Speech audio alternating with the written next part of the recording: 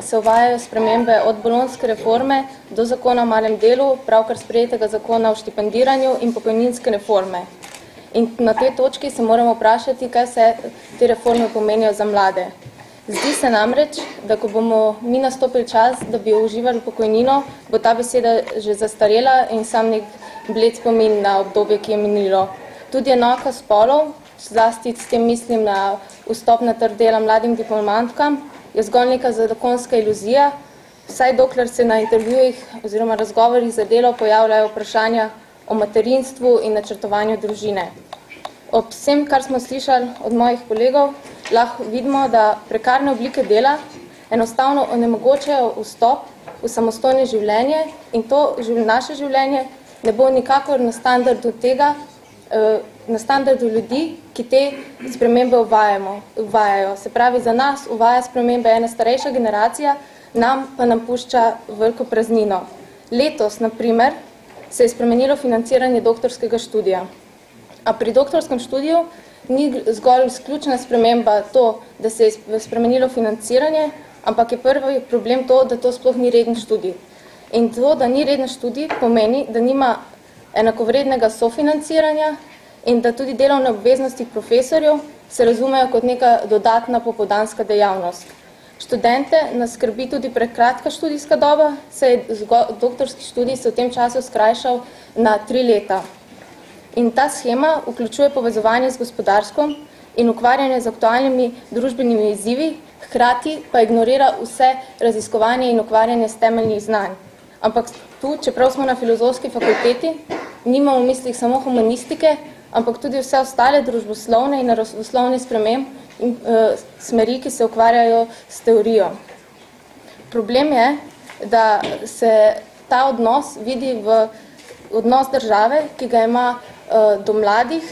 Saj pri vseh teh reformah smo mladi postavljeni v funkcijo drugorazrednega sogovornika, kadar se nas vpraša za mnenje, se to mnenje ne upošteva.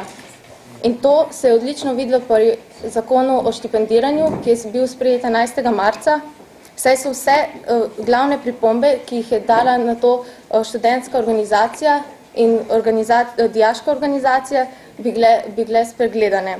Namreč, pri zakonu o štipendiranju je ta zakon sedaj namenjen za prvi in drugi stopnji, ne pa več tretji stopnji, se pravi doktorskemu študiju, ker to bo urejala inovativna shema.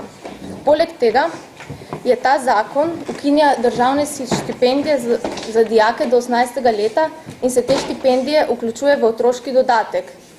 To pomeni, da se povečuje odvisnost dijaka od družine, hkrati pa se enači dva popolnoma različna socialna transferja. Štipendija je pomoč pri šolanju, medtem ko je otroški dodatek namenjen staršem in ne dijakom, zato da lahko vzdržujejo neke osnovne potrebščine, ki jih rabijo v gospodinjstvu.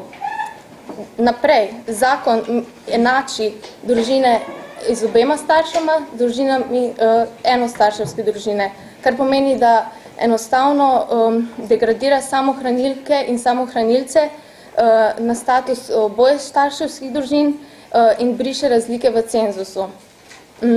To se zdi sicer mogoče nekaj precej obrobnega, ampak za tiste, ki so prejemniki teh državnih štipendij, to pomeni kar veliko razliko in tudi kar nekaj denarja. Ta novi zakon močno zaostruje pogoje za dodelitev Zoisove štipendije in predvideva kumulativnost meril, nadarjenosti, ocene in izjemnega dosežka. Pri tem je potreben imeti samo en ta pogoj. Da ne omenjamo niti, da zakon, ki je že sprejet, ni usklajen z ostalimi ministrstvimi v vseh točkah. Če omenim za konec še raziskavo Evropske unije, študenti in reforma visokega šolstva, ki je bila objavljena marca 2009, v kateri kar 97% slovenskih študentov, kar je najvišji odstotek od vseh študentov v Evropski uniji, in ta raziskava je obsegala tudi Hrvaško, Islandijo, Norveško in Turčijo, meni, da bi morala biti visoka izobrazba dostopna vsem. Tako smo študentje v Sloveniji enotnega mnenja, da se vlaganje v znanje za razvoj družbe na dolgi rok vseeno obrestuje. A vendar, minister za visoko šolstvo je izjavil, citiram, ampak očitno bi moralo biti v Sloveniji vse zastonj. od toplega obroka do študija na vseh 3 stopnjah. In potem se čudimo, če se hrano meče stran in če znanja se nihče ne ceni. In tako lahko tu nehote pomislimo, da se danes ceni nekaj le, če ima to ceno. Zato se moramo vprašati, kdo, če ne mi, si lahko zamisli svet, v katerem bodo ljudje, ki delajo, ne bodo ostali brez plačila oziroma ne bodo lačni.